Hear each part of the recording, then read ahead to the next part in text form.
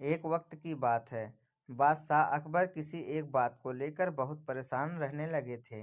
जब दरबारियों ने उनसे पूछा तो बादशाह बोले, हमारे शहजादे को अंगूठा चूसने की आदत पड़ गई है। कोई कोशिश के बाद भी हम उनकी यह आदत छुड़ा नहीं पा रहे हैं। बादशाह अकबर की परेशानी सुनकर किसी दरबारी ने उन्हें एक फकीर के बारे में बताया, जिसके पास हर मर्ज का इलाज था। फिर क्या था? बादशाह ने उस फकीर को दरबार में आने का निमंत्रण दिया।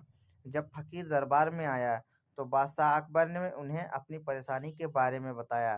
फकीर ने बादशाह की पूरी बात सुनकर परेशानी को दूर करने का वादा किया और एक हफ्ते का समय मांगा। जब एक हफ्ते के बाद फकीर दरबार में आया तो उन्होंने शहजादे को अंगूठा चूसने की बुरी आदत के बारे में प्यार से समझाया और उसके नुकसान भी बताए। फकीर की बातों का शहजादे पर बहुत प्रभाव पड़ा और उसने अंगूठा ना चूसने का वादा भी किया। सभी दरबारियों ने यह देखा तो बादशाह ने कहा, जब यह काम इतना आसान था तो फकीर ने इतना समय क्यों लिया?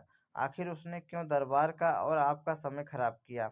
बादशाह दरबारियों की बातों में आ गए और उन्होंने फकीर को दंड देने की ठान ली। सभी दरबारी बादशाह का समर्थन करने लगे थे, लेकिन बीरबल चुप था। बीरबल को चुपचाप देख अकबर ने पूछा, तुम शांत क्यों हो?